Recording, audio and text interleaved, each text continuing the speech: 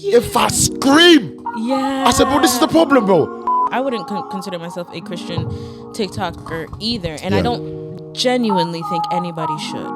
Don't do that, Juice, man. No, I'm being dead serious. Don't do that, Juice, man. It's the truth. I start crying now. Is Juice, what's all that? So many places that we really can't be. Top floor on the penny, tell me what you can see. I'll pick you up, call it fake taxi. Just tell me what you wanna bring a fantasy. This is like a little mukbang.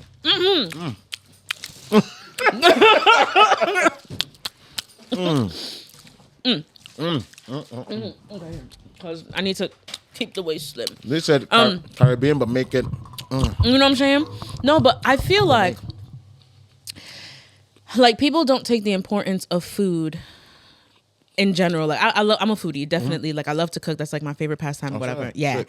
but like when it comes to food, I think it was like right before my father passed away. Okay. We were having this conversation, and he was like really adamant about like wanting to eat together. Okay. And he was like, I just feel like the Lord's put it in my heart, like we need to eat together. And I'm like, okay. And I didn't realize like the significance of that. Yeah. So like when he passed, like even before that, it just came to my heart like, first of all, how did man sin? It was with food. With food. It was with food. Why? Because ultimately, like, if Jesus is comparing himself to as the bread of life. We haven't even introduced the show. Is that okay? Okay. Jesus. Like, because it's feeding. Yeah, it's feeding. Right? And then this is foundational to human beings and what we need. So all the airways are open when you eat. Like, all the blood function rushes to the stomach when you eat something. That's why you usually get cold. So that's a little science fact. I never actually saw it like that, you know. So it's like, think about it. If all the blood is rushing to your stomach, right?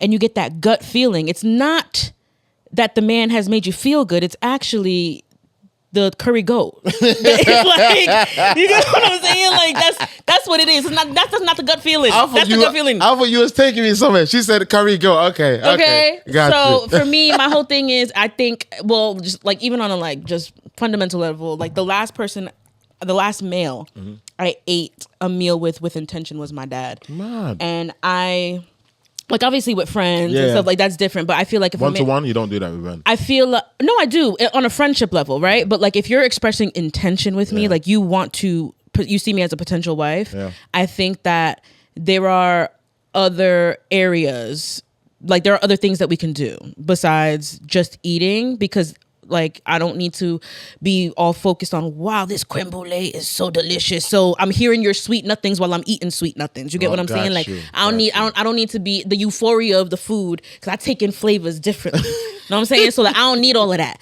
Like I just want to be focused on what you're saying so I can digest that. I want to digest what you're saying. Pun intended. Know what I'm saying? Shit. Now, listen, what a start for one. What an absolute start. Because normally I just be talking, you know what I mean, and then I introduce the guests, but we were just having such a great time, a natural time. And I feel like one thing I've gathered from you is you seem to be a very, very 100% authentic person. Thank you. So you're like, and obviously it's no surprise because you're American. I feel like that is a very American thing. Specifically, correction, I'm a New Yorker. Thank you. Got you. You know what? No, because I'm proud to be an American. Okay. Now let me not. No, man. But yeah. So yeah, guys, welcome once again. It's your boy Charlie Mase. We're on another episode of the Charlie Mase Show. Well, gone. It's been a pleasure. Miss you lot. Hope you miss me. And today we've got an amazing guest. Someone that this is actually my first time officially meeting you. It is. I've had the pleasure of coming across your content, seeing how hilarious, creative, and outgoing you are, and outrageous as well. You know what I mean? Yeah. We gonna talk about it. You know what I mean? Yeah. Outrageous. But, I hope in a good way. Okay. And as you heard, all the way from New York. Come on, stop playing with me. In the building. You know what I mean? Building, you're. We've got the one and only Juice. Hey, woo! How y'all doing? How are you doing, man? Pleasure to have you, man. Oh, I'm good. I'm blessed. Highly favored. You look blessed and highly favored. You look good. It's a shame that the weather isn't complimenting you. You know, I feel like this is just London in general. Yeah. I've learned to recognize that, you know what? Gray might be my color. So, yeah. I heard it still. Yeah. How have you been? I've been good. I've just been, how do you say? I'm like, maybe the aesthetics, like. Oh yeah, sorry. I'm like, we was eating. Sorry. Yeah, we was eating. My fault. I've been good. I think there's been a lot of things in my life that's been going on, but through it all, like, what can I say? My Lord and Savior Jesus Christ, He's been holding me down. So Nah, you all right, cool. So we're gonna go things in the right order. Okay, let's do it. Because I feel like it's so easy with someone like you to just flow, converse and flow. And Yeah. boom, bam, boom, Yeah. bam. You get it. And here over at the Charlie Mase Show, we have the mental health check. You know, Ooh. because mental health is important. Very You know what much I mean? so. It's important to me and the man them shout out the whole boys where it started from. You know, but yeah, I like to check people's mental. This is one time. Let's just tune in and see. yeah. Not everybody cares, but for today, for right now, Wow. I care, And I and you're appreciate gonna that. care. Amen. And I care as well. Love It's that. so important. It is important to And care. shout outs to you, because nobody talks about Black male mental health as much as they should. Because it is a struggle out here for the brothers. Yeah. Man, then we see you. Thank I you so see much. Thank okay? you. I Thank see you. Man, go on. I'm doing well though. I feel like like I said, there's a lot of things going on. However, because my spirit is in check, even though my body might be feeling it, my spirit is good. Like my mind is good. I feel like if anything, the perspective of the storms that I'm going through, I literally just see them watering the seeds. I don't see them as Word. you know. You're really preaching, Juice. What can I say? Like you're I'm like, okay, damn. Sorry. Okay, no, go on, please. Feel No, free. but genuinely, like I feel like perspective is everything. Yes, and it is. I've always seen the hand of the Lord in my life, but the way that God has really just been teaching me through the pain of things, but making it painless. If that makes sense. It's a weird dichotomy. No, I feel I'm with you. You know, It's like so weird. I'm totally with you. I feel like right now a lot of what you're saying is resonating with me. It's like it's painful because it's change. Essentially, that's what it is. Obviously, I'm not speaking exactly for your situation, but from what I'm gathering and from what I can relate to, it's like change is uncomfortable. Always. You know what I mean? And even if you feel a little bit of pain, you know what I mean? When you step back and you realize what the change is for and where the change is going to take you to, in the grand scheme of things, it's actually not as painful as you think. It's just sometimes we find it hard to let go. 100%. We find it hard to not be in control. We find it hard to not know what's coming next. Yeah. And I think it's mainly that. It's the vulnerability of not knowing what's coming next. This is all I've known. This is all I've been doing.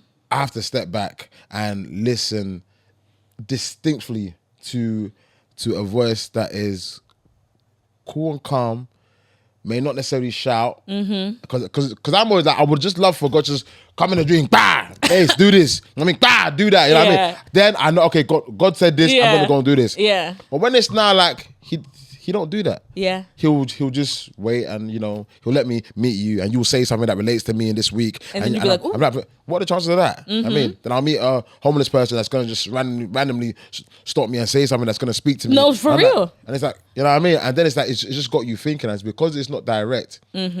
We kind of just, we're not so good with letting go and letting God. Yes. And I feel like it's such a beautiful thing that like you speak of the uncomfortability of being in that situation, but you speak about it so gracefully and beautifully. It's like it's making me realize, like, what really are you even, distressed about? running away from? Yeah, I think that's the thing that a lot of people, especially if you're a believer, that like is the most difficult thing, because we expect God to show up our way, but without realizing, like, I'm really like deeply diving into John 14 right now. And there's a part where Philip is asked, this is the last supper right before Jesus is about to get arrested, right? Cool. So he's talking to them and telling them, like, fear not, like, whatever you about to see, don't worry about it. It's not what it look like. Like, don't worry, calm down. And they have absolutely no idea what he's saying. Yeah. And then Philip asks the question, and he's like, I'm about to go prepare a place for you. Yeah. And when I go prepare a place for you, just know I'm coming back for you, like, whatever. Yeah. And then Philip's like, okay, but like, where are you going? You telling us we're gonna know the way. You telling us that we know exactly where we're supposed to go, but we don't know the way. What? And then Jesus is like, but all this time, all I've been doing has been all of this time, you haven't realized that I am the way, right? And then I forgot who it was. Yes, I remember this. Yeah, it was either Philip or someone else asked, and they were like, "Okay, well, if you just show," I think it was Philip who asked, "If you could just show us the Father, then, it will be sufficient. We'll believe." Yeah. And Jesus is like, all I've been doing of all this time, you have not. The word says known, but that known is understanding. If you look at the definition of known, it's understanding and proven. Have you not known me after all the time I've been with you? You have not known me. You have not understood me, right? Okay, at least if you're not hearing what I'm saying, at least believe the things I've done.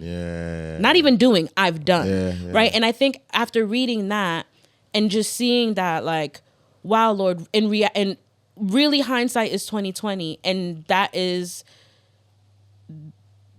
just the way that we have to continue to live life. Like, he doesn't say, pick up your cross, let me show you the plan, and I'm going to show you where you're going to be crucified. No, he says, pick up your cross and follow me. Period. You know what I'm saying? Yeah. So it's just like, I think I'm learning what that means more and more daily, and that is the understanding of him is what's bringing me that peace. So even though I'm going through, I would say the most trying moment since I've been in London, there is so much peace because there is a literal dichotomy of, like, there are seeds in the ground. I can either look at the rain as an inconvenience or I can look at it as water. It's water, yeah. You know what I mean? It's perspective, man. So that's really what it is. Round of applause for that, man. Jesus. Whew. Sorry, guys. If at least I'm not telling anybody to skive off church, but at least if you don't go this weekend, listen, you've listened to a word. You understand? I'm just saying, innit? I'm screaming. But so, how are you? How was your mental health? Before we get to, so give that a number. Oh. No, it's fine. It's fine. So what you just said was amazing. Okay. So on a scale of 1 to 10, okay, what's your mental health on? 10 being absolutely phenomenal, and 0 being I'm going to call the ambulance right now because you're in trouble. I would definitely, genuinely, I would say a 9.3. That's amazing. Yeah. That's sick, man. 9.3. I'm at peace, man. Nah, I'm at peace. That's it. And you recently just got signed to Vamp, right? I did. Come on, man. Shout out the team. Cheers for that, man. Come on, man. Let's go. A boom. Cheers. And it's eye contact or his bad. Oh, sorry. We can't afford that. Thank you. Cheers. Thank you. Hello. I ain't got no more time to waste, so please, no more. I'm crying. I saw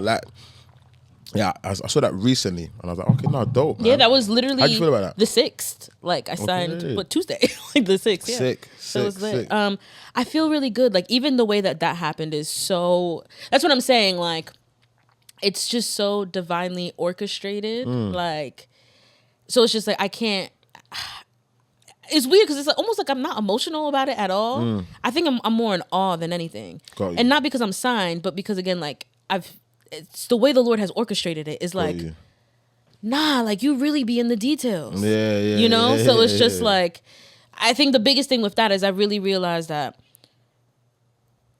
it can be right in front of you, but if it's not time, you don't have access to it. And you have to be okay with that. Yeah.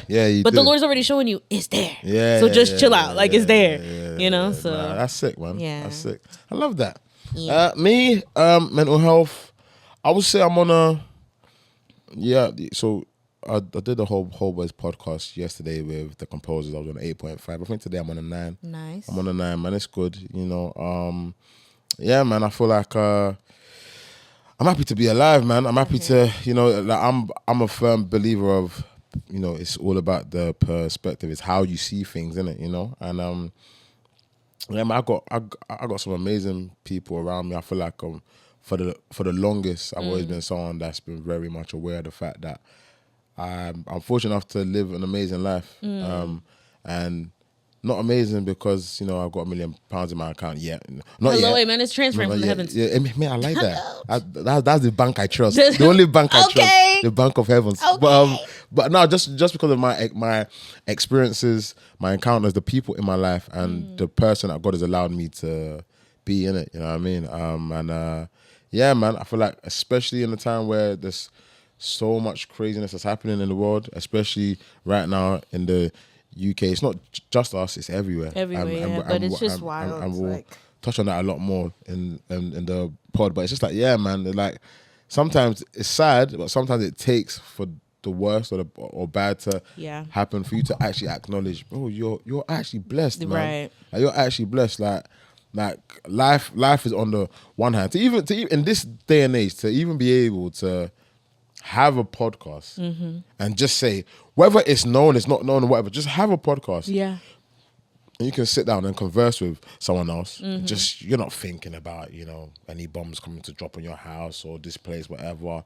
Bills are paid, you know what I mean? Yeah, you might be stressed sometimes, but you're gonna have a roof over your head. Yeah. There's gonna be food on the table. You know what I mean? Yeah. Like, it's okay. It is okay. It's okay. Yeah. You get it? And sometimes it's like, it's not that life isn't good enough for us. It's we want more than we need.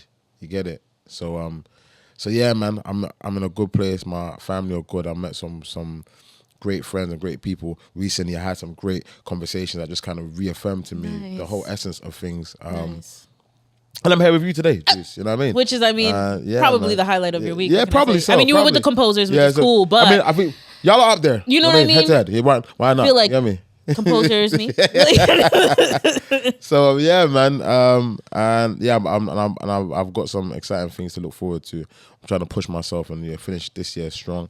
Nice. And I can't wait for. So you guys are gonna see it when it's out, but obviously what I've done is this is still the part of me letting the world know that, hey, I'm coming out. This is my podcast. So I've done a bunch of them so that I can put them out. You know what I mean? So then, if ever life gets hectic, because my life does sometimes, there will be little to no excuse for me not being consistent. Yeah. And I realize that's one of my biggest problems. You know what I mean? So yeah, if I'm here, I'm just like, well, God is good, man. It's amazing, and it's This is gonna segue into the next bit of the conversation. It's a beautiful thing that I'm on a podcast with you today, because I've only just recently realized how much of your content you showcase your belief. Now, I'm someone that that's first of all, for context, I'm an artist first and foremost. Okay. I'm an artist. A long time ago, before TikTok, before all of this. Okay. I was like, well, listen, you know what? Marketing, like, as an artist, you need a lot of money, or the UK don't check for you unless you're a gangbanger, you sell drugs, or you play football. You know what I mean? If you don't do that, no one really cares. Yeah. But everybody, including those people that I've mentioned, everybody loves to laugh. Hello. So if I want to, you know what I mean? That's something that's free. I was forced to go and do that because I was in a place where my back was against the wall. I said, listen, this is the only thing I got. I did it. Great, but lo and behold, music don't pay immediately. Right. And I quit my job. So I was like, okay, well, hey, I'm in this life now. Let's just make it work. You know what I mean? But I thank God. You know what I mean? The journey's been amazing. I've learned a lot. I've you know what I mean? It's been great. I'm at a place now where, and I was talking to my friend Asher Glean yesterday. Oh, my boy. You know what I mean? Shout out Asher Glean, friend of the show. Shout out. Get it? You know what I mean? And I was like, I said recently. And I don't want it. And I feel like you may be able to understand just exactly how this feels based on what you've told me and what I've seen. And I was like, you know what? I don't want to be this guy. I don't want to be that guy, because it's to be a leader requires responsibility. And I feel like a lot of men, a lot of black men, especially right now in the UK, we don't like responsibility. We're just big kids. You know what I mean? We're literally big kids. I'm sorry, my ears were... No, rules.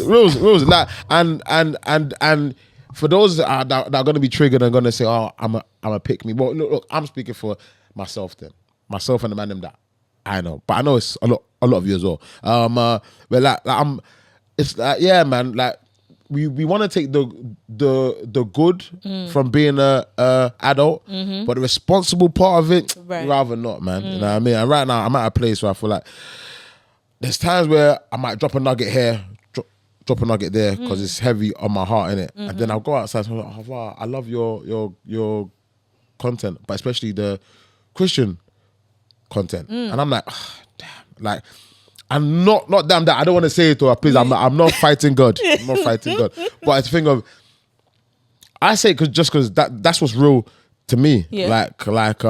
Like there's Charlie Mase and there's Dammy. Like, you know what I mean? Like, Dammy's the person, but Dammy's my mother's son, you know what I mean? Charlie Mase is everything that Dammy's gone through and created, and this is, you know what I mean? This is me. But when you go beneath the surface, Dammy, I'm like, but I listen to sermons, I'm trying to get closer to God. God and stuff, but I'm also I'm not trying to make that my brand. Yeah. So I'm like, I'm not a Christian TikToker. Yeah, neither I'm am I. I'm a TikToker that happens to be a Christian. Right. You get it? Yeah. And that's where I'm at. And I feel like sometimes I feel a feeling of, bro, everyone's laughing. Wait, that's fine, but it can't all be for this. Mm-hmm. A proportion needs to be to glorify the name of God. If not, why are you doing this? Is it just to glorify you? Because if you think you're a good person and everything you do is just to glorify you, I have news for you, buddy. Yeah. You know what I mean? Right. It's not that. You get it? That. So, yeah, I feel compelled to sometimes, and I'm trying to adjust to it. With you and your content creating, do you feel like you plan to put that there? Was it something that just so happened? Do you just display your life as it is and you take things as it comes? Like, what's that? Yeah, yeah. So it's so interesting because, like you said, I wouldn't consider myself a Christian TikToker either, and I don't genuinely think anybody should. Yeah. Okay. Got you. I don't think that should be a title that should exist. Interesting. Because this is a lifestyle. You don't have Chunks is not a Muslim TikTok. presenter. Yeah, he's not. Yeah, he's not. He's just Entertainer. an entertainer who happens to be Muslim. Yeah. Right? And I feel like shout out to Chunks, by the way. Shout out Chunks. Yeah. Friend of the show. Okay. But I think he's a perfect example of the beauty of how being you can actually inspires others to be them. Right? And when I first came to this country, I asked the Lord, my story is very deep, very long, and we could talk about that like in parts or, whatever later. But the only thing the Lord has told me to do while I'm here is be myself. Because I'm like, okay, Lord, you called me here. You told me, like, the Lord is the one who told me to come to London, by the way. How though? Because people say that, yeah? Yeah. They're like, oh, the Lord told me. How did this... Brother, did you pick up the phone and the Lord was... Okay, so here's how it goes. Ultimately, right, the word says, my sheep know my voice, right? Just like a father and a son relationship or a mother and a son relationship or even your closest friend, you could pick their voice out in a crowd, right? So in that time in my life, I was very much in very, very, very newly deep relationship where the Lord had me in a bubble, if you will. And funny enough, so I had a moment of like, I wasn't trying to get married. Oh, is it? No. Because in the time frame that this was happening, I had just like trigger warning. I had just I was about to commit suicide. Oh man. Yeah, and the Lord actually delivered me from that, and I went through a 2-year like deliverance, and like we praise God that we still here. We thank God for that. Okay. Can I ask what and it's fine. Yeah, no, it's fine. If you don't want to, can I ask what and you don't have to go into any kind of detail, but like what was it that there was the final straw that made you get to that point? So during that time, I was in full disobedience. So I'm literally finishing a 7-year cycle. This August 1st was my 7th year. Yeah, it's wild. It's real. So I had made a decision. I don't know if you know, I used to teach.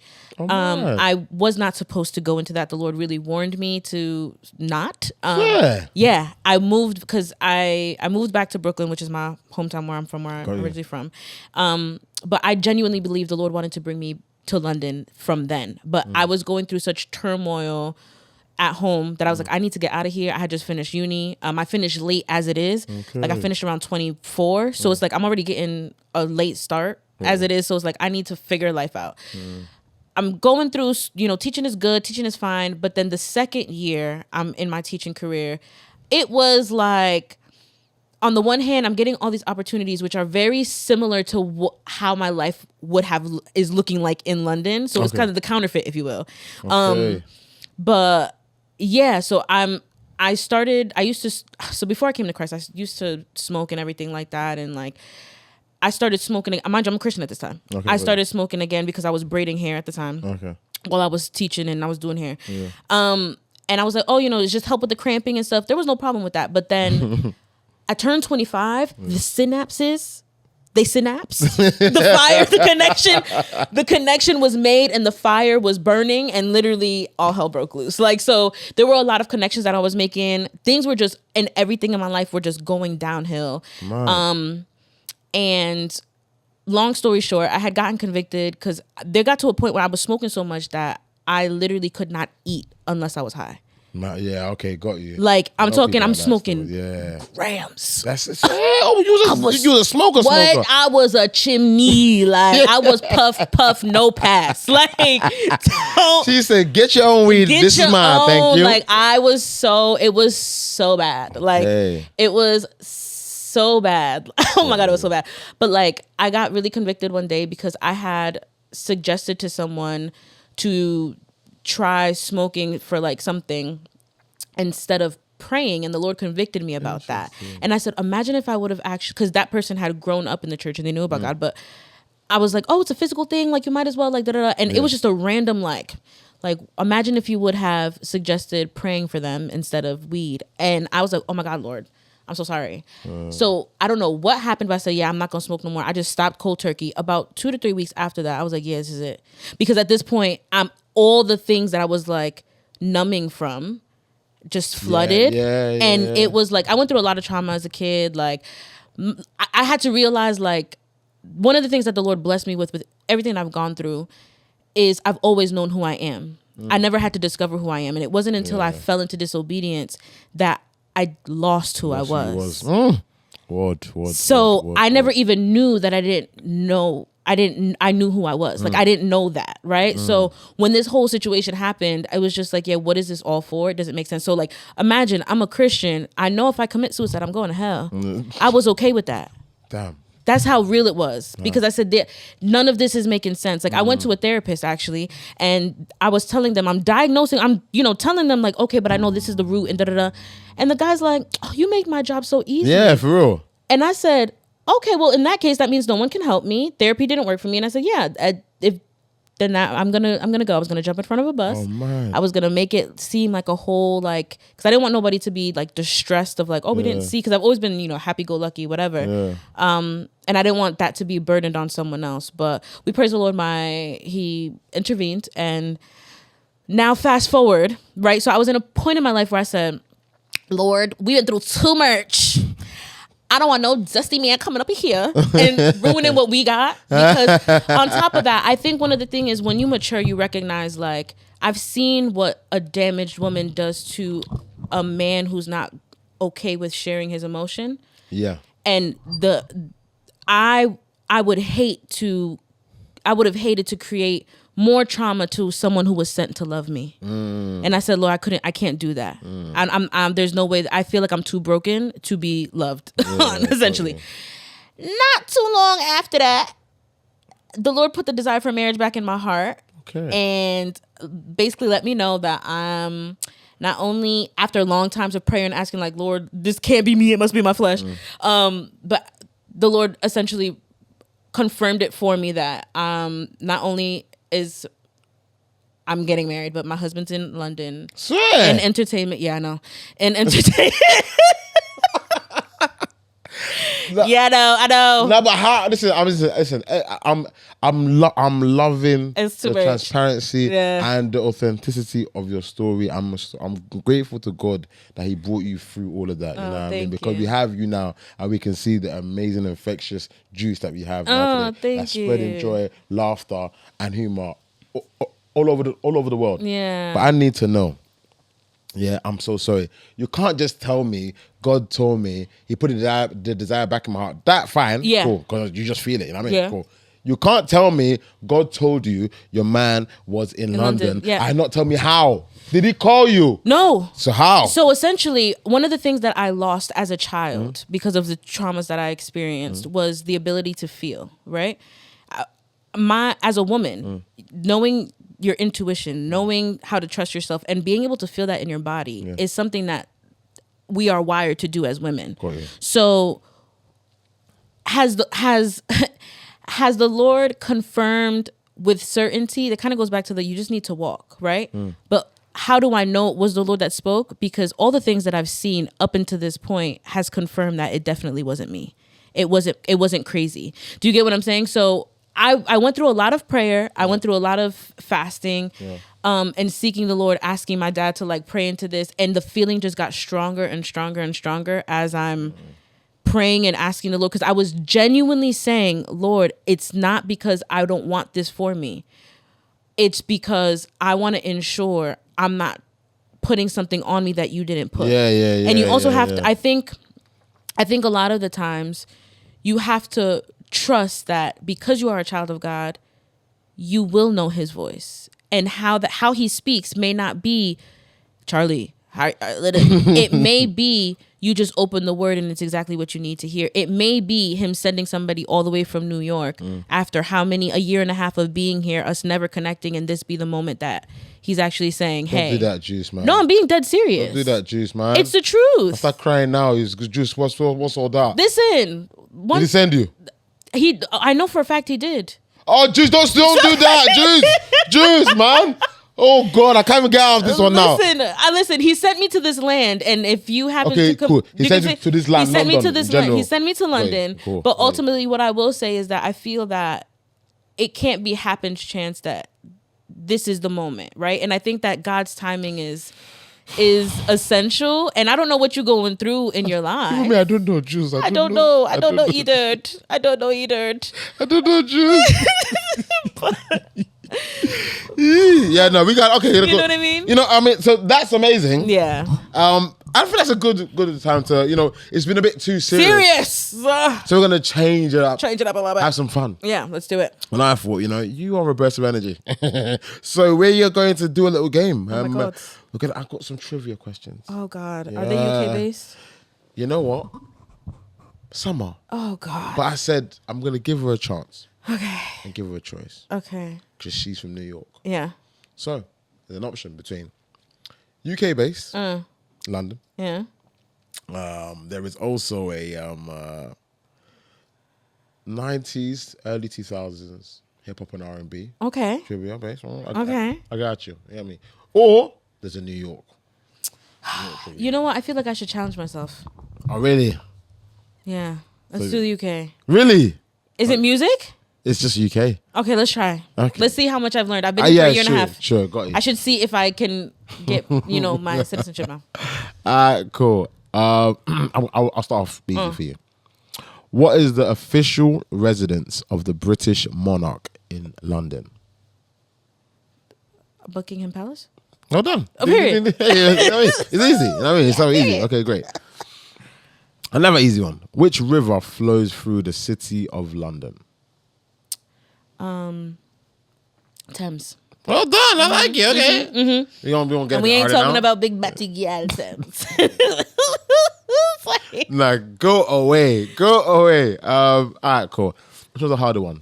Cool. This is the last easy one. Who is the current Prime Minister of the United Kingdom? Oh, it was Rishi Sunak. It was. Wait, who? Rishi Sunak? Ricky. Got you. Isn't it Ricky? Ricky Sunak, wherever you are. Richard? Wherever you are. What's his name? We're done. What was his name? Rishi. Rishi. Oh, Rishi. Yeah, Rishi. Yeah, like yeah. Richie, Yeah. but Rishi. Sorry.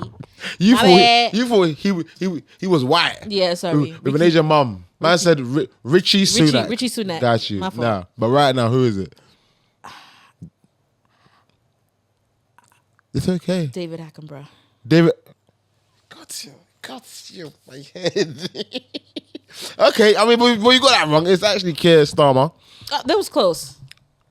Girl, if you don't. They have the same amount of syllables. Oh, please. And it's annoying because you don't drink, so I can't give you like a shot. No. So what's an alternative? Vinegar. Just Whatever's go away, in man. that Alright, cool. So you got 2 out of 3 so far, which ain't bad at all. That's actually pretty good, but they were easy, but it's good. I don't think they were easy. Sorry, can I have a cup, please? Sorry, thanks. Thank you. And a drink, please. Sorry. Oh, thank you. You're far too kind. Sorry. Well, hey, guys, that is a service we get here at London Podcast Studios. So yeah, if you want to shoot your podcast like myself or any other sort of content, feel free to go on londonpodcaststudios.co.uk. Tell them Charlie Mase sent you. You might just get a freebie. I'm just kidding. But honestly, come down. It is the best place to be. And also, whilst you're still here, subscribe. Thanks. Toodles. Sorry. Thanks for the drink. Such good service. Given the circumstances, fair enough. You're doing all right. Aha, you won't know this one. Which city is known as the home of the Beatles? Manchester. That's not a bad guess. Okay. It's wrong. Is it Birmingham? Also, not that much of a bad guess. Okay. But yeah, it's wrong. But the answer is actually Liverpool. Oh, that was what I was going to say next. You was not going to say that next. You was not going to say that. Oh, all right, cool.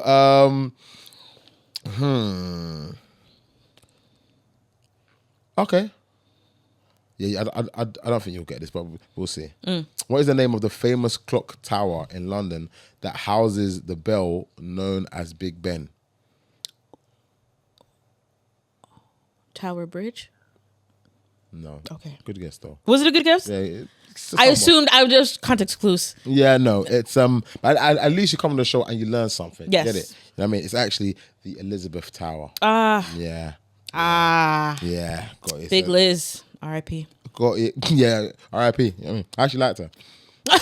Not for real. She was a G. And I was listen, it made making money that much better. Liz, I do it for you, darling. Because I can see you and I have you in my pocket. You look like Your Majesty. You look like Your Royal Highness. Wow. This nigga we got now? Oh, God. Yeah. I won't make any comments because I would like to stay. Yeah. Thank you so Actually, much. I can't. Even me that I have a passport. This ain't the right time to make them. I would like to stay. Kind of comments. Bro. I'm just kidding with you, bro. That's what we do with our people, you know. Charlie, hey, we got the same name. Okay. You get it. So hey, shit, you can't fight me. Okay. Shit. Okay. Who is the patron saint of England? Saint. The patron saint of England, whoever that is. I'm gonna go with the most generic name here, Michael. Generic where? In the Bible? I don't know. I figured a lot of white people call their children Michael. Not more than George. George is a white That British is name. very much a caucus name. You know what I mean? Yeah. George. You're right, George. Damn it. Yeah. George. Shout out all the Georges out there. Big up. And this is the last one I'll finish on a pretty easy one for you. And that is, which famous author wrote the Harry Potter book series? That would be the one and only J.K. Rowling. Come on, well done. If you got that wrong, I don't know where we would have gone from here. Man, Yeah. personally. I was going to try to make a joke and I said, you know what? No, I need to redeem myself. Yeah. Yeah, no. I need to show that, like, I am educated. Yeah. And as well, like, so you come from New York. Yeah. But I believe, if I'm not mistaken, you're Haitian? And? Mexican? Come on. Somebody's Come come down on. from the stairs. So where was your mum from? Mexico. Got you. She's the Mexican one. My dad was the Haitian one. Got you. So which I'm gonna assume you're more aligned with the Mexican in your side? I am. Yeah. I'm very much Latina. Like, it? grew up Spanish was my first language. Like, So you can speak it fluently. claro que sí. Yeah, Hola, todo mi papi soy G. ¿Cómo está? Llámame. Poquito. Oh. That's all I can say. Yeah. Poquito. That's little, right? Yeah. Yeah. Yep. Poquito. Yeah. What else did I learn? I went DR, one of the best trips. And let me say that language barrier. See, but Dominican Spanish, let me tell y'all something about Dominican Spanish. Dominican Spanish is difficult for anybody who speaks Spanish, which is funny because even me, I feel like because I grew up around a lot of Dominicans. Okay. So I have a Dominican twang. So a lot of people think I'm Dominican, especially because I'm darker skinned. But it's like, well, technically cousins because my dad was Haitian, right? So it's you know what I mean? So like, technically this is what a Dominican does look like because it's like a Spanish black person. So, fair point. you know what I'm saying? Fair point.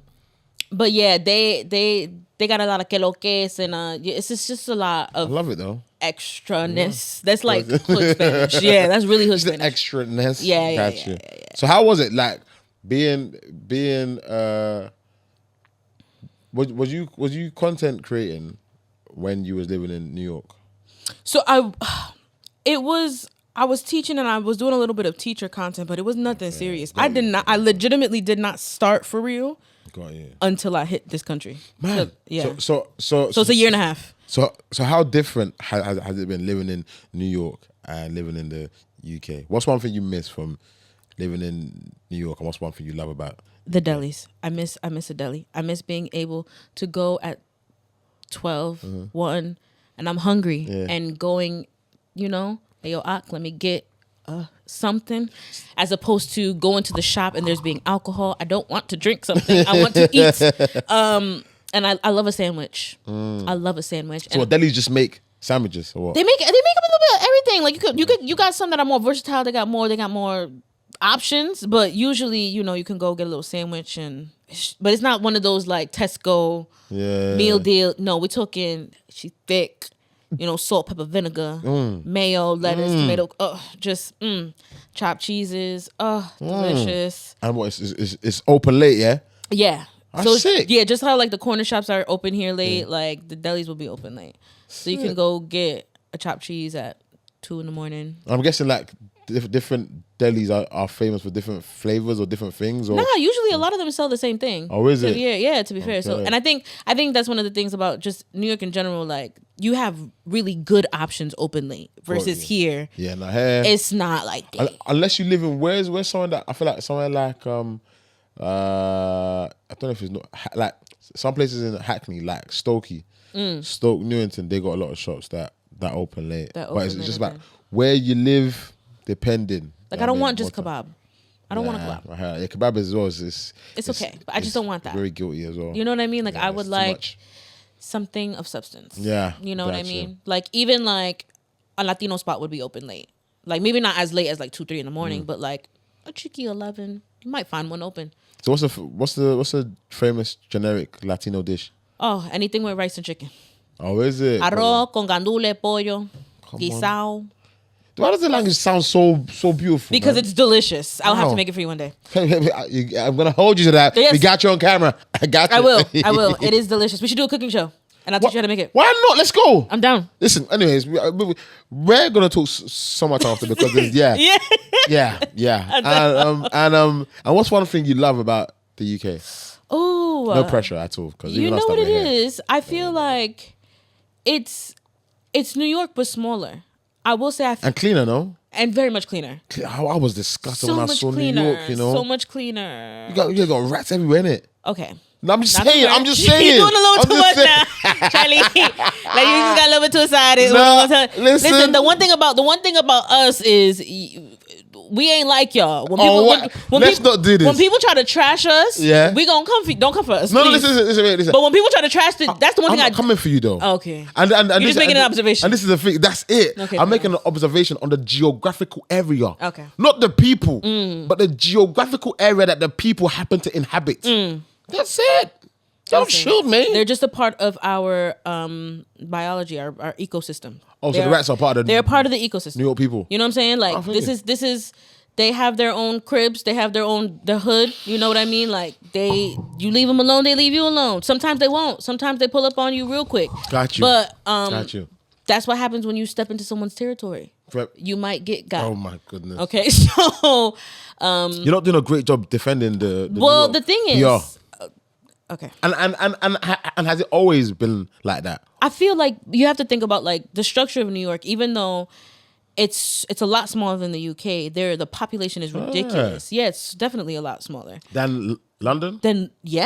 Oh man, okay. Like London has way more land. Got you. But there's so much more people just like stacked up on top of each other. Yeah, you look up a bare tower. It's a lot. It's a lot. There's a lot of people just packing like sardines. And then there are people coming in and out all the time. Like this is what happened with the Black Plague. Like they brought there was all this infiltration. You got animals just traveling as well. So I heard that. What can we say? Press. And them things know how to multiply. If it's one thing rats know how to do is go forth and multiply. they So did you tell me anything you liked about the UK? Oh no. Okay. I was thinking. Yeah. I think. Sorry. Oh, go away. There must be something. No, I will say, aside from the accent.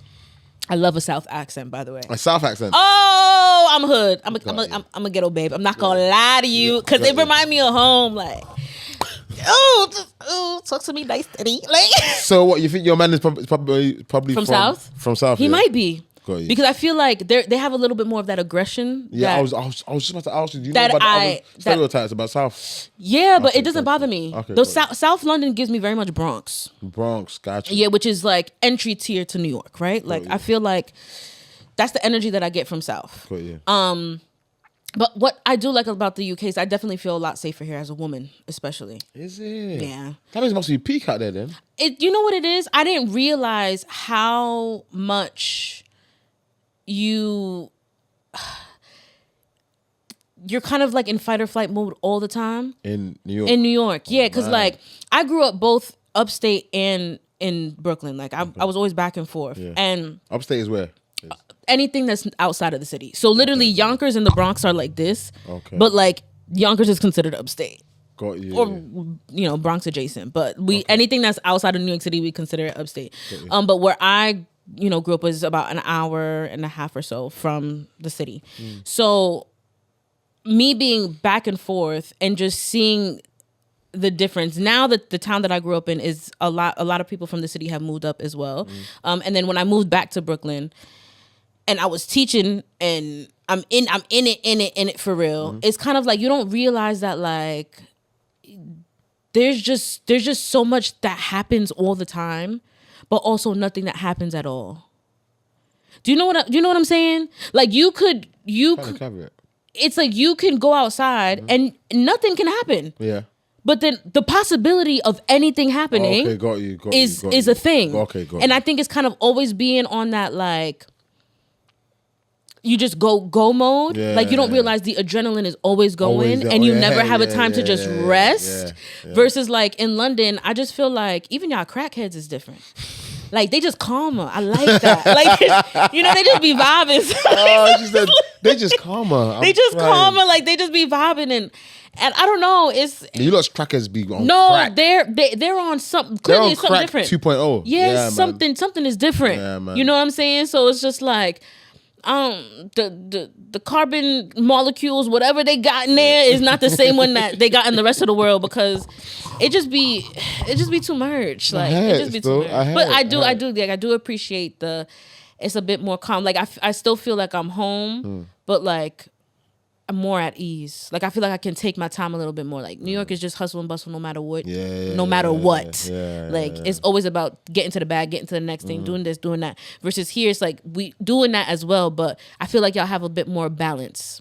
Yeah. In general, I even feel in the so. culture, like it's just a bit more balanced. I feel like definitely with the culture as well. I feel like because one thing that which isn't a lot of you lot's fault. You know what I mean? But how you lot respond to what wasn't your fault is I guess what a lot of us UK lot have a problem with. But I feel like the culture aspect, definitely is a lot more balanced there because I feel like a lot of us are like, we might have been born here, but our culture essentially from a lot of us, depending on where you're from, comes from where your parents are. Can we touch on that, please? Why not? Can Please. we touch on that? Because Let's- I've been thinking a lot about this because Go you know on. what it is? I've been trying to figure out like why is it that I don't resonate when it comes to whatever is going on? Because on both ends, I'm like, why is this even a conversation? I don't understand. Like what? Like because if you again, have- maybe I don't have the perspective as an African American. Yeah. Because I'm not You're not. African American. Yeah. Right?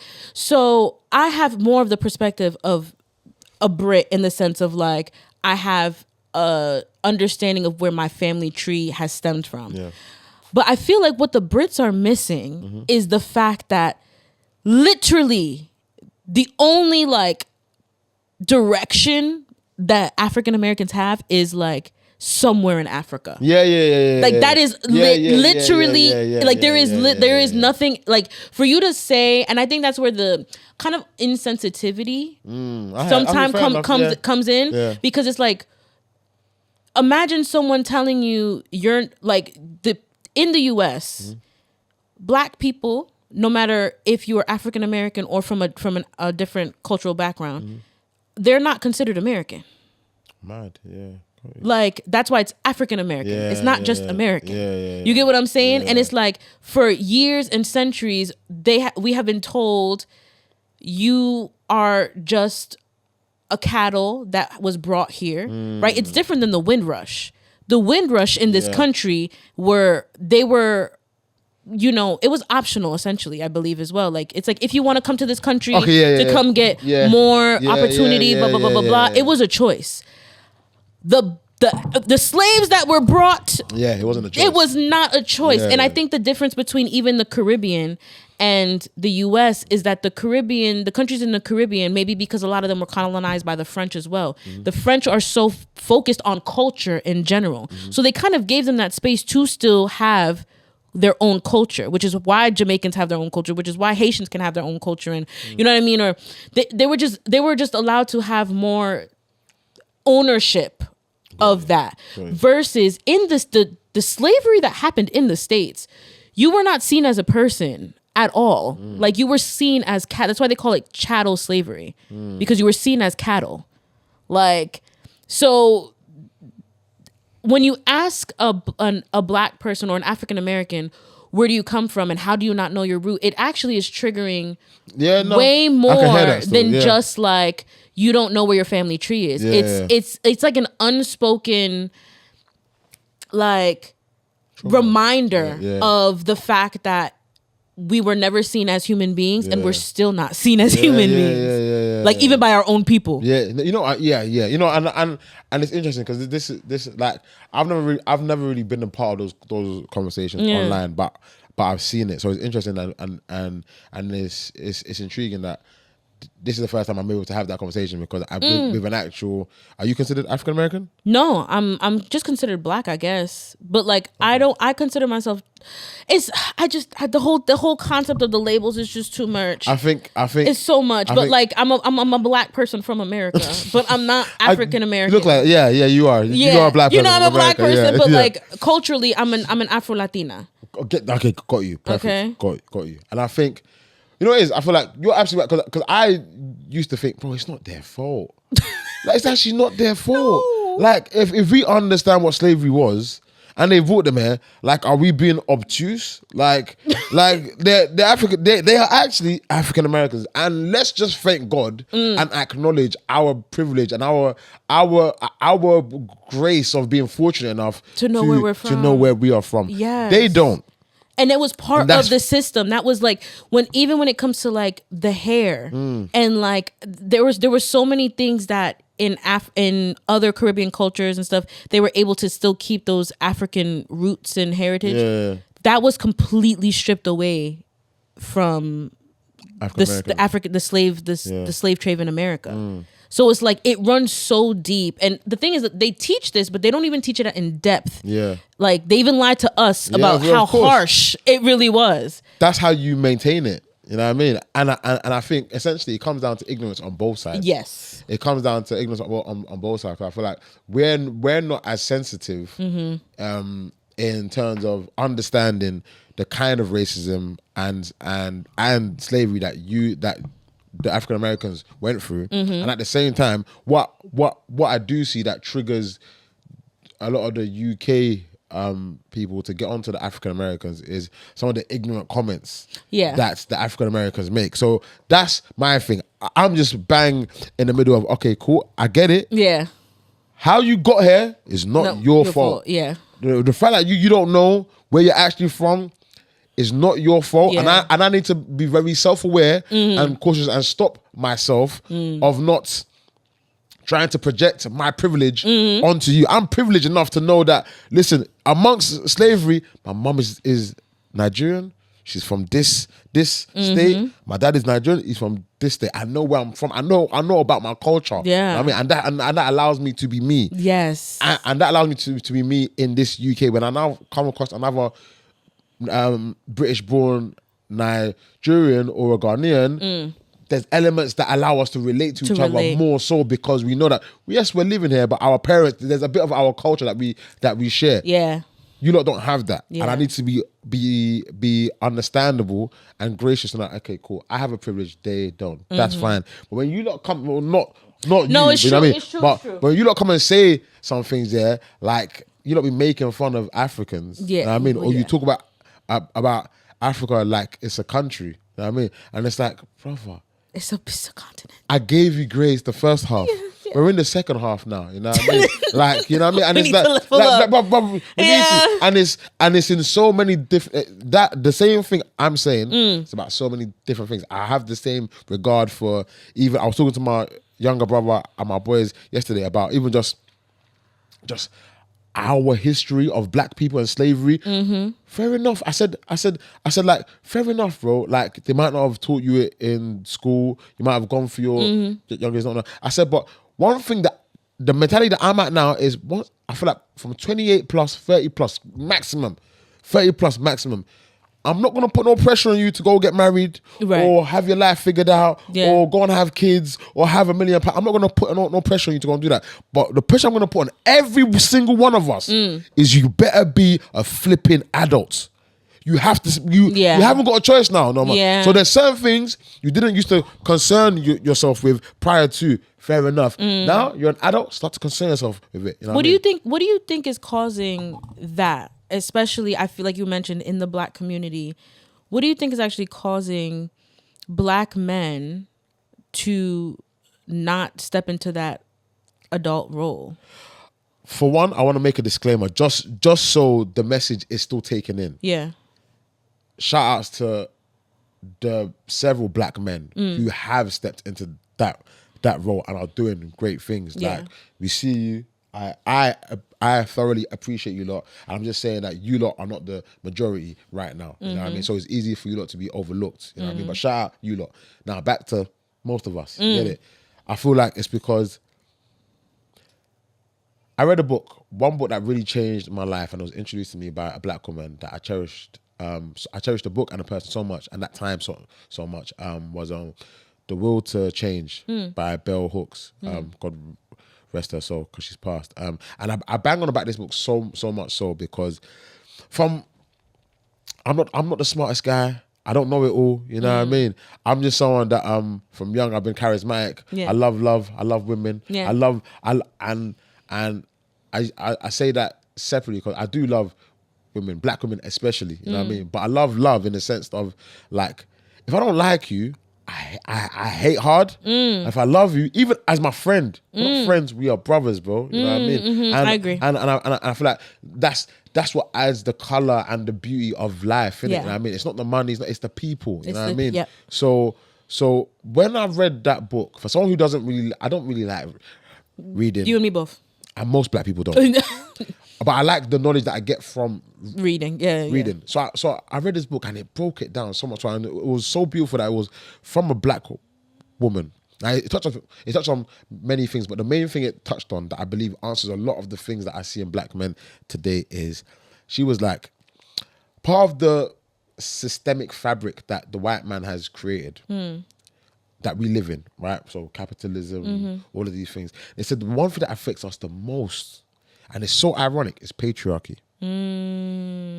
She said, growing up, patriarchy tells all of us, including the men who are not white, when really and truly patriarchy only serves the rich white man. Everybody who's not white, you believe, no matter how hard or good life gets, it's a man's world. Boys will be boys. You know what I mean? Like once you're a man, you have a privilege. So as a black man, right, with the privileges that everybody has, as a white woman, she has the privilege of being white, but the default of being a woman. Yeah. In a patriarch, you know, I mean, the rich white man is number one. Yep. You know what I mean? Because he's a man and he's white. You know what I mean? And he's got money. Hello. That's it. You get it. Now we go down to the different races and that now, yeah? When we get down to the black people now, sadly, we're at the bottom of the food chain. Now for the men, the only thing you have to feel good about is knowing, yeah, I'm black, but at least I'm a guy. So the only person you get to flex that power on is the person, quote unquote, below you. Yeah. A woman. You get it? And then you grow up through life, and I've seen it because I've been someone that's been so close to women, because of, like, I'm so close to my mom. I got sisters that I'm close with, and I've just, like, growing up, I think I was just more in touch with my emotions. You know what I mean? And I was really drawn towards women, and then I was just deep in myself. But wait, I could make a mistake like in secondary school. Yeah. You know what I mean? I could do something very silly and childish. My mum would probably just, why are you doing that now? But like, we all come under the concept of boys will be boys. Mm-hmm. Boys play, boys do silly things and they get up and they go. My sister wouldn't even finish primary school. One mistake. Come here. You don't do that. Yeah. You are a girl. You can't afford to get that wrong. Yeah. You know what I mean? And what that does is, and that's why people now grow up and we have the mindset of women mature faster than guys. Obviously. Because they weren't given the space. They weren't given as much grace growing up. Madam, up of this, but listen, it's really like these past few years, because I like to think that I'm a sociologist. I love to see people study people, see, you know what I mean? It will shock you. There's some people I've met in their 40s, in their 50s, and they chat just like the man them in their 20s. Right. We're all the same. Yeah. It's just bare big kids. Yeah. It's bare big kids. Like it's like we all grow, but not everybody is a grown up. Yeah. We're just growing. Yeah. So now it's like, okay, cool. We're in a world where they've deceived us with patriarchy, and we don't like to read, so we can't even. Most of us can't open a book and see the actual reality. Realities, You know what I mean? So we're just living it. And then for a while, you're able to flex your muscle when you're in school, when you don't get in as much trouble as your sisters or your female counterparts, when you can probably go out late because you're a guy and you ain't got a fear being sexually assaulted or someone could chase you. You know what I mean? You can do all that. You know what I mean? You can defend yourself. Then we now get into the ages where we're actually all in the real world. Right. And the change happens so fast. So the women that have been trained to listen, this is a man's world. Stay in your place. Stay in your place. And like it's like, I'm sorry if I'm ranting. It's just, this is probably like the it's so important. Or the only place where I can actually fully have this conversation without anyone around thinking that I'm being a pick me or I'm doing like. At the end of the day, I always say I don't give a. Girl, women piss me off as well, bro. Yeah. Like it's not every woman I like. You get it? Like it's just people. People piss me off, but it's in everybody's greater good that most of us are aligned, because that is the way you are more able to find a good woman to partner up with, and that is the way that you are more able to find a good man to partner up. Because if right now everybody's on the defense, when someone's on the defense, you could have 3 stains on your top right now. If you think that I'm just attacking you, you're not listening to me. Very much so. You're not listening, and you could be an amazing person who could actually be capable of changing and helping my life. But because you're so defensive, you ain't hearing it. I feel like right now everyone is defensive, everyone is selfish, and it's like, listen, bruv, they're playing tricks on us.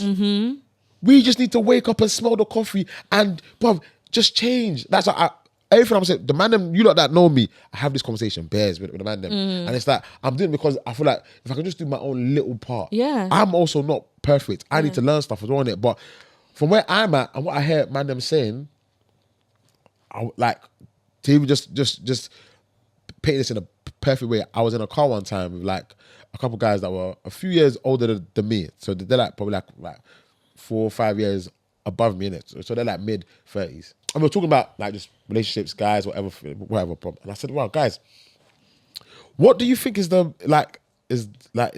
problem? Like what what is going on? Like why are we like this, man? Them? Yeah. I could not believe it. And one of the guys, mid-30s, lovely guy, but I made it clear that I was disgusted with how he responded. He said, "You know what it is, Mase? We need more role models." I said, "What?" He said, "Yeah, man. We need better role models." I said, "Wait, bro. Sorry, bro. How old are you?" You are the role model. If I scream. Yeah. I said, "Bro, this is the problem, bro. You're big 35. You're looking for the role models. You're meant to be the role model. You're meant to be the role model. You're meant to be the role model. Yeah. We're doomed. How are the role models?" And then you now deep it.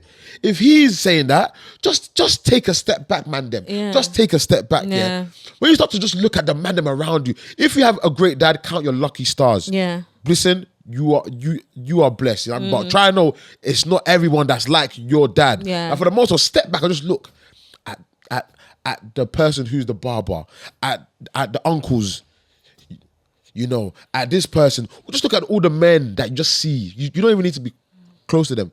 Look at them, yeah, and ask yourself, does this guy act like he's trying to be a role model? No one's trying to be a role model. And these are meant to be the role models.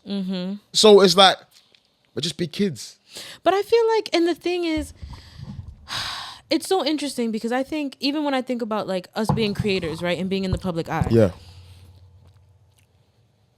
I think ultimately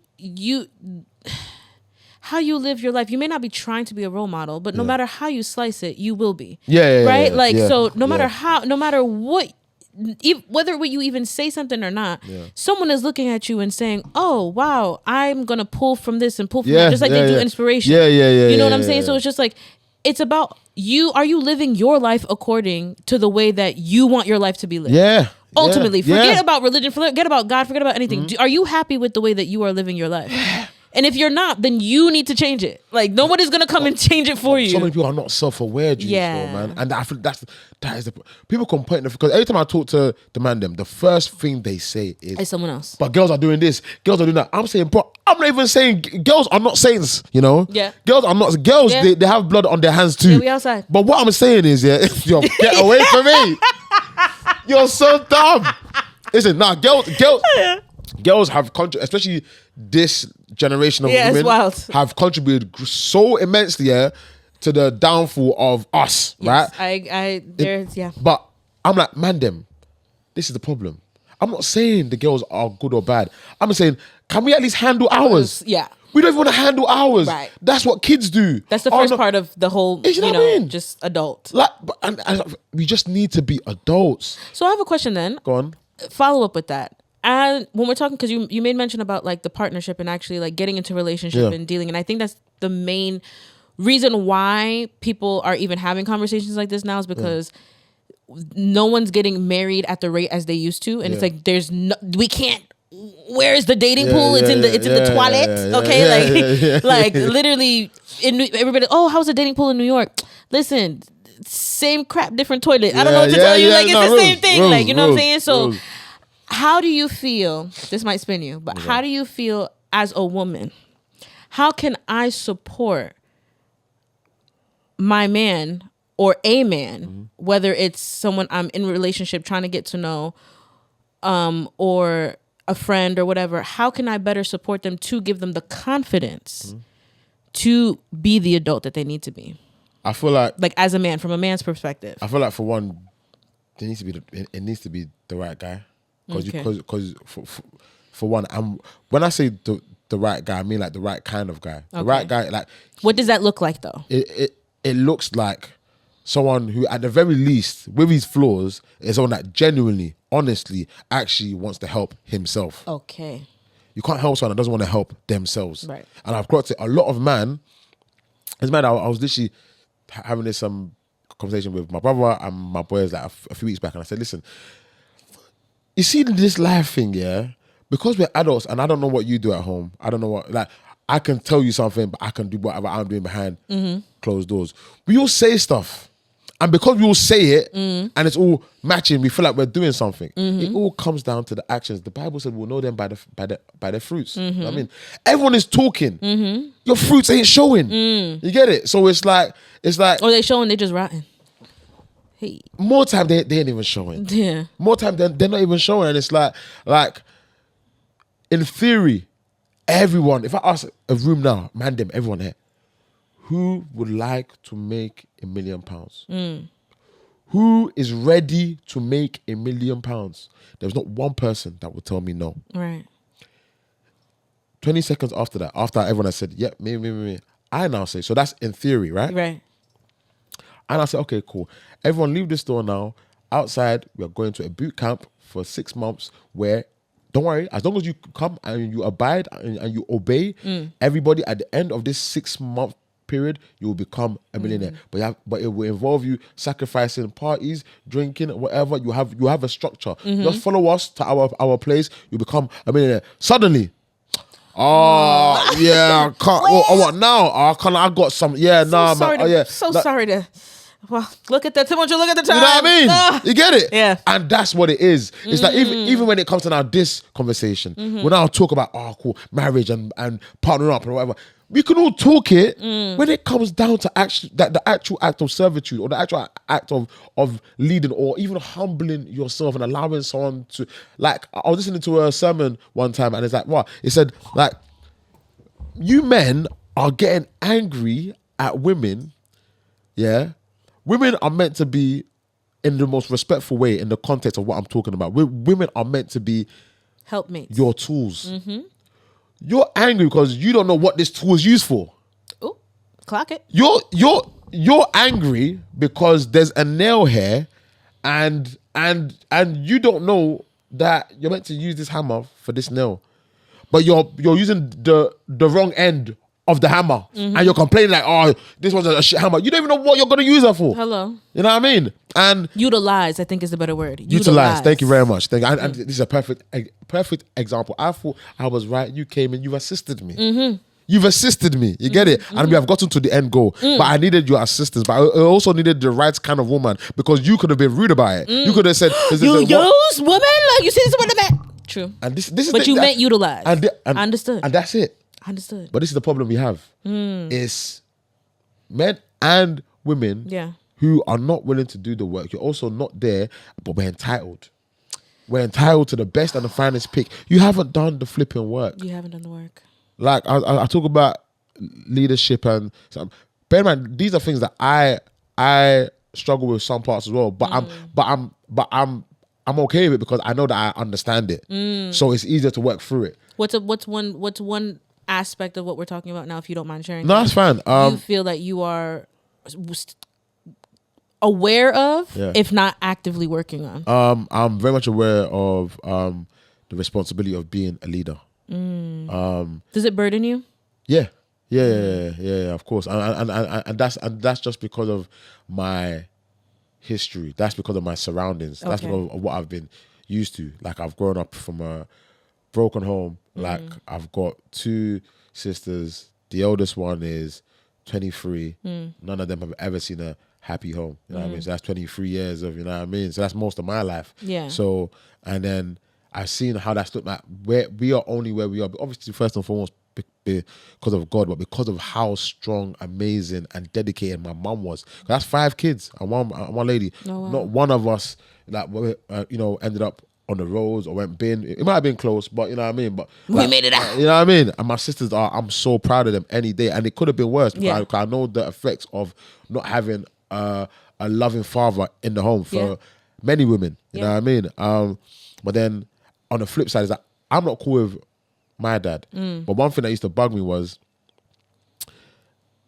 even though we all knew that, okay, cool, yeah, everyone has their part to play in this, but it's mostly him, innit? Yeah. The one thing he used to tell us was, he was like, things only just started going bad when he lost his job and there was no money. Whether that's true or not, that was the one thing that he said that stuck in, man. You know what I mean?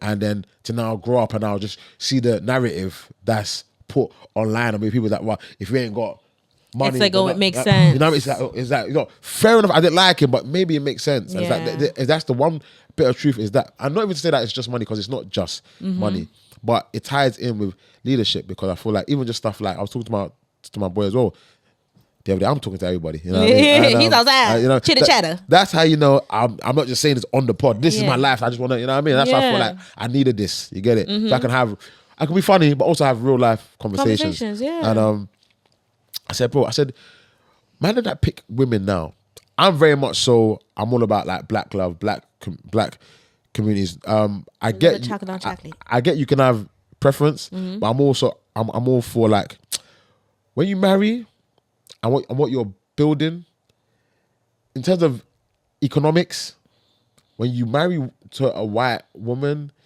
you kind of turn your back on your community.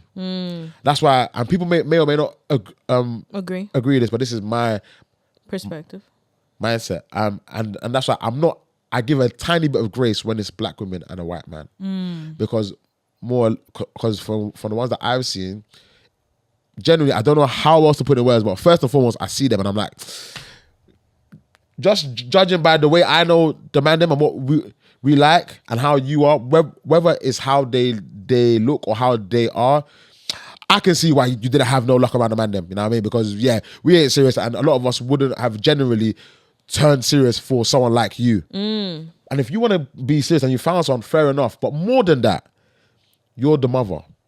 So there's still a chance of this money economically going back to the black community, because in every household or more time, the father's the head, but the neck, the shoulders, the back, the arms is the mom. Everything. Is the mom, you get it? So if the mom is black, that's why I always say I can tell the difference between a mixed race person who has a black mom and a white mom. I can just tell, you know what I mean? So I give them small grace, but with us it's like I'm all about black love, right? And so I'm like, okay, cool. Growing up, for most of us, who was the spiritual leader? Most of us, it was our moms. Your mom will pray. Sunday, church, your dad will stay home and sleep. It's time to pray. Let your mom pray. You know what I mean? Like, till now, my mom was on like conference calls at 5 a.m. on a Saturday, praying. You know what I mean? I'm like, okay, now it's our time now, yeah? Yeah.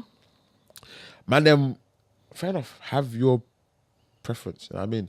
Man, them want to just, as long as you're pretty, boom, that's it. We ain't checking character. We ain't checking. It's wild to me. This is why we're finished.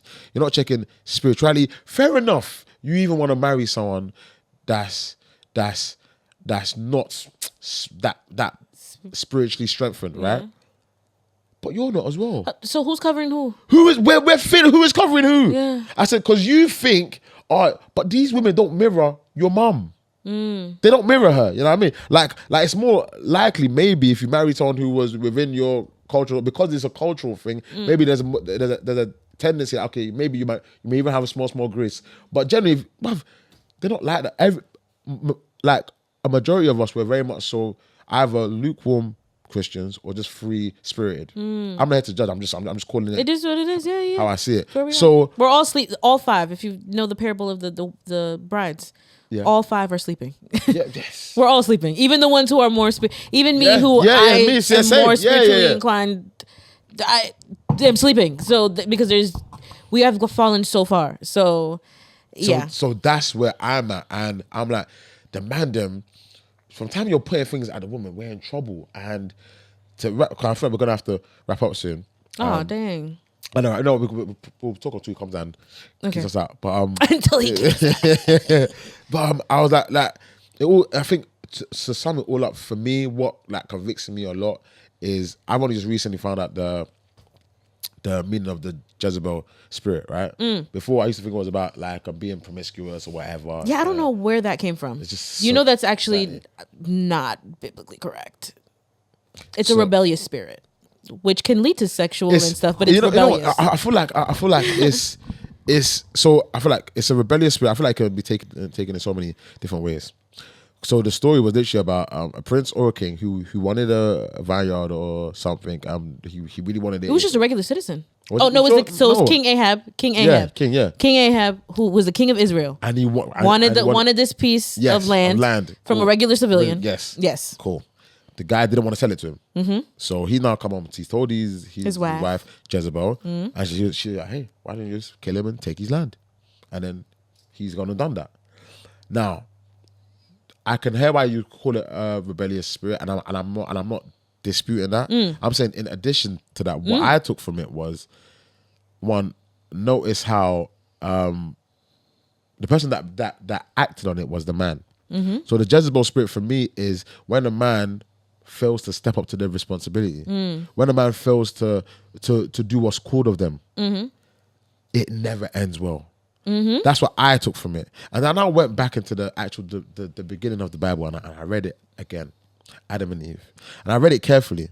And sometimes, no matter how much you read the Bible, you can learn pick something new. What I picked up now was that specifically, God didn't give that command to Eve.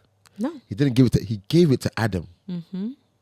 It was specific. So even me, for a long time, I used to ban. I'd be like, it's all Eve's fault. You know what I mean? Why did she eat it? Why did she bring it? But God didn't tell her. He told Adam. The crown is on your head. Heavy is the head.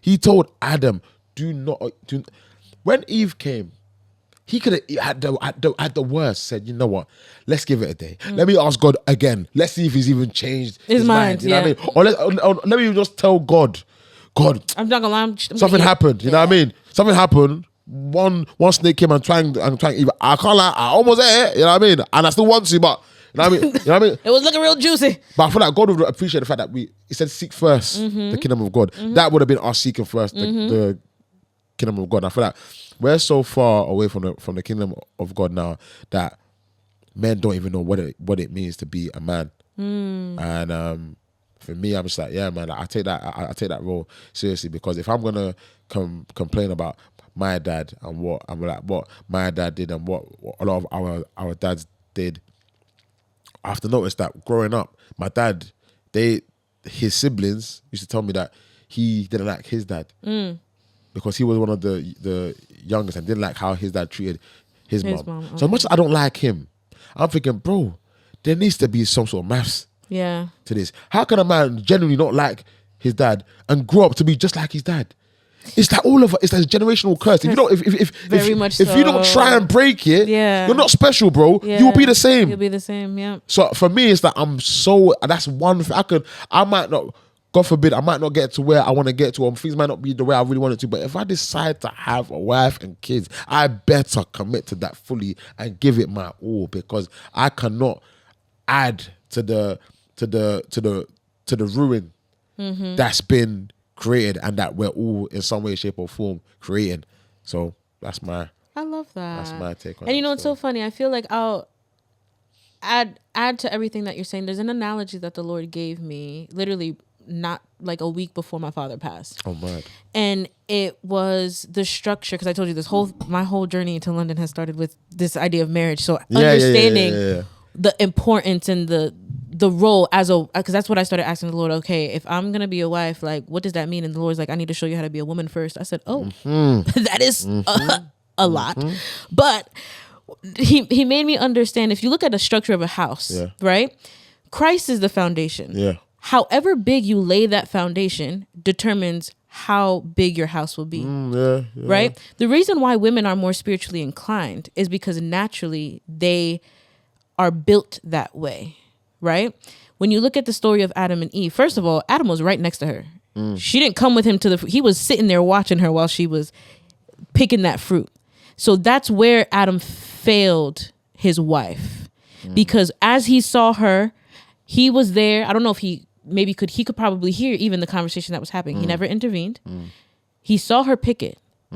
He saw her grab it. He saw her eat it. That's mad. He never said anything because he himself desired that fruit. How do you know he wasn't doing something? You get it? I hear you, but I'm just saying, like, if it was based off of the translations, and what can I assume? Because also remember, they were always together. Okay. That was kind of like their thing. They were paired, right? Okay, and even if when you think about scripture, where it says, "Let what God puts together, let no man separate." Yeah. So they had to have always been in proximity. Okay, fair enough. They weren't like one side of the garden. They had to at least been within a. They may not have been right next, but fair proximity. Yeah, fair enough. Right? So if you read the word, it says that Eve perceived that the fruit was good. She could see. No one told her that the fruit was good. She could see. She had discernment to know this is a good fruit. So maybe what the serpent is saying might be true. Yeah. Because I can see something good in it. And that's the same thing that women, right? When we see men with potential and we look and we see, I can see something in you. Ooh, I felt that. I can see there's something good in you. So I'm going to take a chance. And he might not be a good man. But he might. But you can see something But I can see something good. So I'm going to take a chance on you. Yeah. But little did you know you could be eating your death. Yeah. Right? Yeah. So when you look at the structure of a house, when you look at the structure of a house, however big you lay the foundation is going to determine how large. What's the next thing that goes up if you know how to build a house? It's walls? The pillars. The pillars, yeah, got you. The actual framing. Yeah. Women are the framing. Women create the structure of the home. Yeah. Right? And that framing has to be grounded into the foundation. Yeah. Which is why, thick. okay, you can have a man. Listen, that was beautiful, Juice. Okay, that not was for me. beautiful. The Lord gave me this. What? Okay, she needs to be grounded. This is grounded. exactly. A lot of people complain about, oh, okay, why is the Lord preparing me for marriage, and I see this man and he's not doing anything. That's because the one who has the perception to see, the discernment, the gift of discernment in heightened is the woman. That's what intuition is. Okay, but if it's plugged into the wrong source, guess what? The enemy will use you for evil, which will turn into a Jezebel. So if the pillars are grounded, right, and solid, the roof is God the Father, right? So again, the roof and the foundation is equal. So however big you make the foundation is however big the roof is going to be. And however that happens, the framework of the house is again dependent on what that foundation looks like. Then you have the man. What is the man's role? He is the walls. That is the covering of the bare wood. So have you ever seen like when they're building house and you just see structure and it's raining and it's pouring and that is I would say a woman who's just waiting in distress. They're getting all if you leave it for too long, the wood would start to rot. Right? And you get into stress because you're just being exposed to the elements. And that's exactly why the man is the head. You are the covering, right? So you covering all the wood, all the walls, right? The door is also enclosed in that wood. All the openings to the walls, all the openings to the home is dependent on the walls, right? So even though you may not be as spiritually grounded, you are the guard post. You decide what comes in and what comes out. Which is why if you are not fully connected to the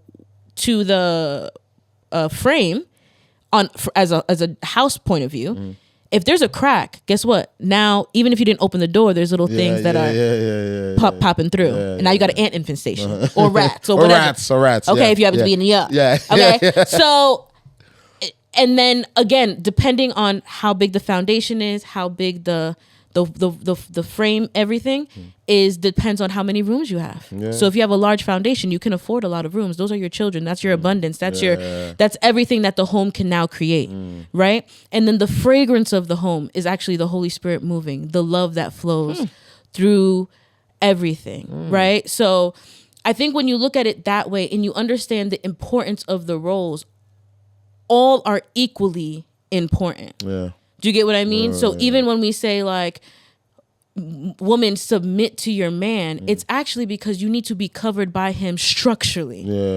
It's not out of default, just and it's not out of to put you down. No. It's actually because when we think about just how things function in the body, in the structure of a house, this is what makes the most sense. If the walls were on the inside, the whole house would still fall. Do you get what I mean? So I think what I'm trying to say here is with you at the very least, or with any man who's listening, if you understand that ultimately you're not the one who the foundation lays upon, and you're not the one who tops off, it's always Christ and it's always God.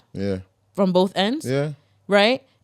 And even the feel of your home is not you. It's how much you allow the Holy Spirit to flow. Then you can relinquish the burden. Yes, you can. As a man. Because as you submit to the Lord, it's going to be a whole lot easier for the woman to submit to you. And that is it. And that is it. That is it. And I just want to say that a lot of us listen to the first half and we tune out. So you said that it would take away the burden. You know what I mean? Because it shouldn't all be on us. That's what a lot of us have taken, and we go back outside and play. You know what I mean? But that's only in conjunction to the fact that you have to submit to God. That's it. The only way the responsibility isn't fully on you is if you submit to God. That's it. You know what I mean? And so man, let's stop being entitled to the selection of women. when we haven't submitted to God. Submit to God first, and hey, have your pick. Because trust me, He will guide you to pick the right one. Hallelujah. Okay. Amen to that. Hello. I've had a great conversation. This has been really great. Yeah, I was not I was not expecting it to get as spiritual Yeah, as it was. same. But I think it goes back to the initial point that I wanted. Like I said, I wanted to get back to. Aha. Charlie, just be you. Fair enough. Demi is Charlie. Yeah. Charlie is Demi.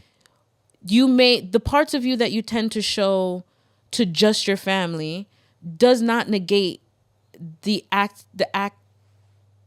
spiritual aspect of you. Neither when you're showing up online or in whatever space you are, like you're still walking in as you. You know what I'm saying? Like, and I think that what makes it easier for me, yes, the Lord told me just be yourself, but I realized that like this is me. Like I don't talk about God because I'm trying to dump it down somebody's throat.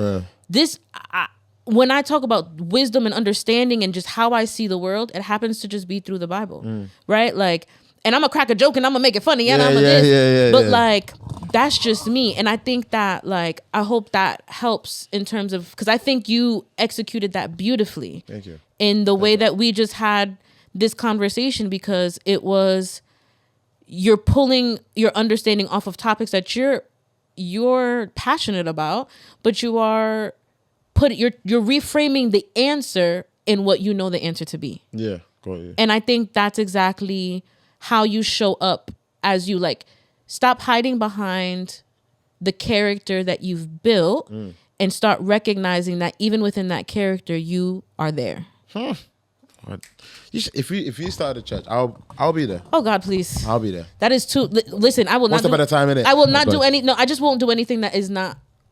I'm not graced for, and that's another thing. Stop going into things that you're not supposed to. Child, the Lord did not call you to be a pastor. Please, you are putting a target on your back for no reason. For real. Like, I that's the one responsibility I do not want. God, I hope you hear me clearly. Please, thank you so much. But to end this on a light-hearted one. Yeah. I want to ask you, what's a favorite song of yours? Yeah, that it might not be the number one, but I just know one of them that whenever you hear it, it's gonna put you in a good mood. Ooh. Mine is it's an older one, but anyone that knows me probably wouldn't be a shocker to you. One of them, anyways, is "Rough Ends No More." Rough Ends. Yeah. Is that a UK artist? Nah, it's a US artist. Well, it was a US duo. Also, no more shopping sprees, no more late night. You must have heard that. No, you haven't heard it. No. And you're the same age as me. That's embarrassing. That is embarrassing. Is it like R&B? Yes. We can't even kick it no more. You haven't heard it? No. Okay. So confession. Oh my God. Okay. God. I told you. I feel like my nigga card could be revoked. I'm not gonna. I think so. Because this is the thing. Like, I really didn't grow up like black. How did you grow up? I grew up more Latina than everything. Like legit. Like I went to a Spanish church. So even like when it comes to like black movies, like classics, like these are things I watched earlier. I mean, later on in my life. What you said. Like I didn't really even my Caribbean side. Like I didn't connect with it as much because even my father, he spoke Spanish. So like my mom, she came to the United States. She didn't speak no English, no nothing. So like we spoke Spanish in the home until obviously we're speaking English. He tried to teach me Creole, but I was just mixing up three. It just sounded like mumbo jumbo. But yeah, like I don't know. It's just like the black culture. I'm so proud of it now. Yeah, now, but I'm still learning. Like that's your truth. I'm still it's unfortunate, child. No, but, fair you enough. know, I'm still a nigga though. And for those who don't know, must be living under a rock. But for those who don't know, where can we find you? Well, you know, if you want to see a little bit more of me, just feel free to hit up at Just Juice, 3 T's, 3 E's, because I'm extra. Come on. Just a little bit. You know what I'm saying? And that is another episode of the Charlie Mase Show. And Juice, once again, it's been amazing, man. Thank you so much. Thank you. Don't forget to like, comment, subscribe. Turn on the bell, do all the things. We gonna tell them that. Okay. You heard the New Yorker. Thank you. Okay. Like, comment, share, and subscribe. Share. And let me know just how much you enjoy this and what you want next.